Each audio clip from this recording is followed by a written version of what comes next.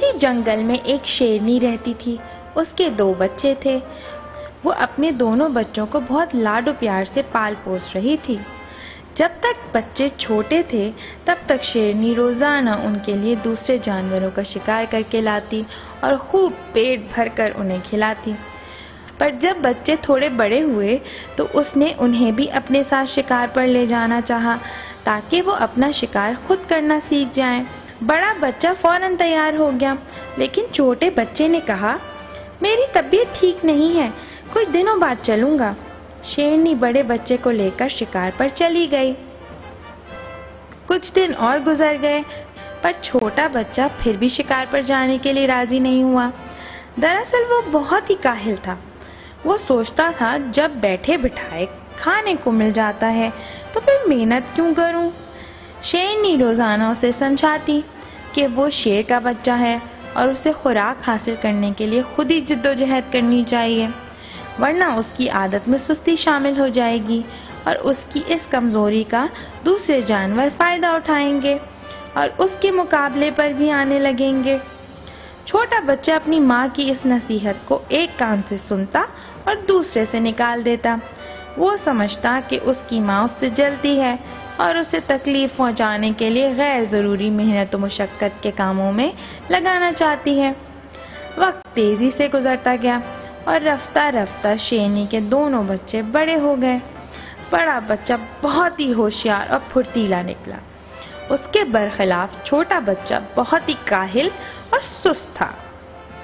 وہ اپنی ماں اور بڑے بھائی کے سہارے پر زندگی گزار رہا تھا.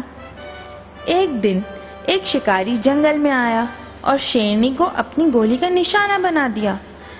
جب بڑے بچے کو، جو اب شیر بن چکا تھا، اس حادثے کا پتہ چلا تو اسے بہت ہی دکھ ہوا. اس نے شکاری سے اپنی ماں کا بدلہ لینا چاہا، لیکن اس وقت تک شکاری جا چکا تھا. بے بس ہو کر وہ اپنے چھوٹے بھائی کے پاس آیا اور بڑے پیار سے بولا، بھائی، ہماری ماں اس لیے ماری گئی کہ بڑھاپے کی وجہ سے وہ بہت کمزور ہو گئی تھی. ماں کے بعد اب دنیا میں صرف تم ہی میرے عزیز ہو اور میں ڈرتا ہوں تمہاری یہ سستی تمہیں بھی کسی ظالم انسان کا شکار نہ بنا دے. اس لیے اب سستی اور کاہلی چھوڑو اور میرے ساتھ شکار پر چلا کرو. یہ سن کر چھوٹا شیر غصے سے بولا، میری پرواہ مت کرو، مجھے اللہ نے پیدا کیا ہے، وہی میری حفاظت کرے گا. اس پر بڑا شیر بولا، بے شک اللہ رازق ہے اور وہی سب کو رزق بھی دیتا ہے. اس پر چھوٹا شیر بولا، میں اپنا اچھا برا خوب سمجھتا ہوں. اپنے چھوٹے بھائی کی اس ہٹ دھرمی پر بڑے شیر کو بہت دکھ ہوا اور وہ خاموش ہو کر چلا گیا. کچھ دن اور گزر گئے. بڑا شیر جب بھی کوئی شکار کرتا چھوٹے بھائی کا حصہ اس کے پاس ضرور پہنچاتا اور وہ بے حیائی کا لباس پہن کر اسے خوب مزے سے کھاتا. کچھ دن بعد بڑے شیر کے بیوی بچے ہو گئے. اب اسے اپنے بچوں کو بھی کھلانا پڑتا تھا اور اپنے چھوٹے بھائی کو بھی. چنانچہ کبھی کبھی اس کے ننھے منھے بچے بھوکے رہ جاتے. بچوں کو بھوک سے تڑپتا دیکھ کر رفتہ رفتہ بڑے شیر نے اپنے چھوٹے بھائی کی بری عادتوں سے تنگ آ کر اسے اس کے حال پر چھوڑ دیا. اب چھوٹا شیر بھوکا مرنے لگا. بیٹھے بیٹھے کھا کھا کر وہ اتنا کاہل اور سست ہو گیا تھا کہ اپنی خوراک کی تلاش میں جانے کے لیے اس کی ہمت ہی نہیں ہوتی تھی. چھوٹے موٹے خرگوش، گیدڑ اور لومڑی جیسے جانور جو انجانے میں اس کے پاس آ جاتے، انہیں پکڑ کر وہ ہڑپ کر جاتا. پھر بھی اس کا پیٹ نہیں بھرتا. کئی دن تو اسے یہ چھوٹے موٹے جانور بھی نصیب نہیں ہوتے. اس طرح بھوکے رہ رہ کر وہ کمزور ہونے لگا اور ایک دن ایسا بھی آیا کہ اس میں حرکت کرنے کی بھی طاقت نہیں رہی.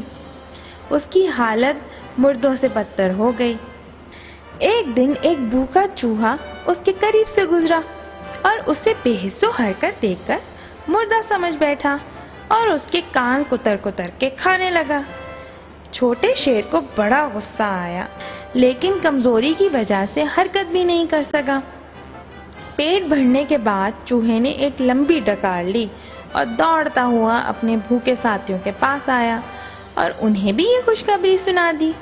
وہ سب کے سب خوشی کے نعرے لگاتے ہوئے شیر کے پاس آ گئے اور جسے جہاں موقع ملا بے تحاشا شیر کی کھال کتر کتر کر کھانے لگے۔ غصے اور تکلیف سے چھوٹے شیر کا برا حال تھا۔ وہ ان حقیر چوہوں کو سزا دینا چاہتا تھا، لیکن اس کی کاہلی نے اس وقت اسے چوہوں سے بھی کمزور بنا دیا تھا۔ چوہوں کو اس کی کھال کترتے دیکھ کر بہت سے چھوٹے گوشت خور جانوروں نے بھی اس پر حملہ کر دیا۔ چھوٹا شیر ذرا بھی حرکت نہیں کر سکا۔ وہ اپنی غلطیوں پر پچھتا رہا تھا، جن کی وجہ سے وہ آج اس حال کو پہنچا تھا کہ حقیر سے حقیر جانور بھی اسے اپنے سے حقیر جان کر اپنی خوراک بنا رہے تھے۔ دیکھتے ہی دیکھتے یہ حقیر اور ڈرپوک قسم کے جانور جنگل کے اس راجا کو، جو اپنی کاہلی اور آرام طلب عادتوں کی وجہ سے آج اس عبرتناک مقام کو پہنچا تھا، چٹ کر گئے۔ سچ ہے، کاہل کا حشر ہمیشہ برا ہوتا ہے۔